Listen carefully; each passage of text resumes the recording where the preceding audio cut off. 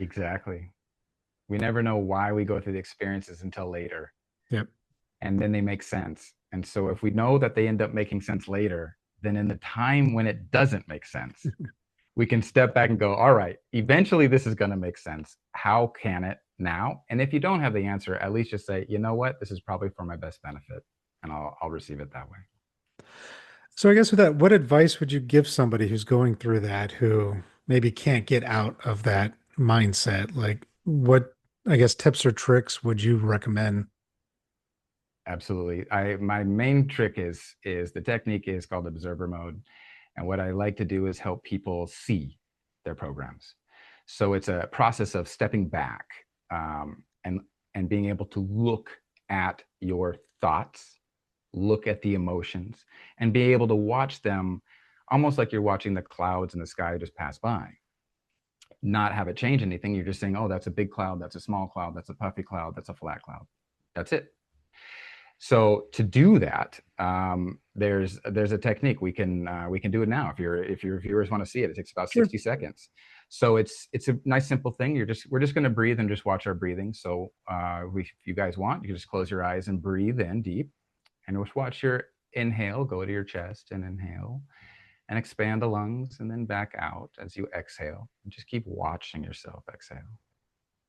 We're just going to slow it down, and then we're going to breathe in again and watch ourselves inhale, watch the air go into our lungs. And this time we're going to exhale, watching the air go out. And instead, notice that you're watching yourself breathing.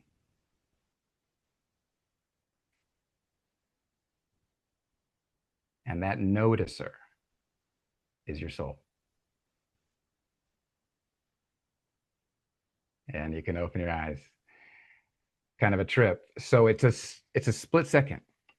You've been a practitioner, might stay a lot longer. I can see you kind of enjoying that space. But for others that it's the first time, it's very quick, but at least you can taste it. And if you didn't, pause this, rewind it, you can do it again. Because here's what happens. The one that's watching the breaths is your ego. That's the one we're used to working in, right? So we're inside this mind. We think we think this is us. But when you notice that you're watching, that noticer is from a higher perspective. That's your soul looking at the ego. And that moment is that split second I call the first level of enlightenment, because you've just escaped your own matrix. Now, staying there is the hard part. So that's where the practice comes in, Jeremy. So you absolutely need to keep practicing, and you can practice it through this meditation just like this. You can also practice it in just daily life. So if you're doing something simple like doing the dishes, practice watching yourself doing the dishes, and then notice that you're watching yourself doing the dishes. Bringing this consciousness into your daily activities will help strengthen that muscle of bringing you into that perspective. So what ended up happening? Situations come up and we have our habit way of reacting. But if you're in that observer mode, you can see the habit react, and you can choose to either act on that or not, and choose a different choice. So instead of the common thing is like, oh no, he's like, wait, you know what? Instead of getting angry, I'm going to recognize that this is just a simple bump, or this is probably something for my benefit. That's it.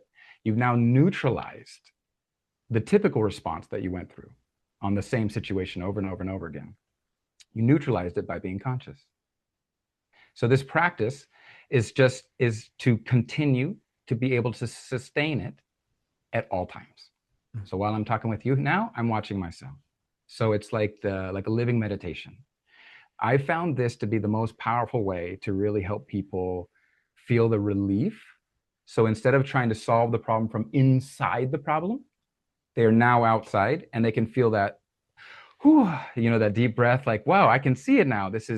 I see what I'm doing. I see my emotions come up. Oh my gosh, I see my own patterns. And they can be more conscious here.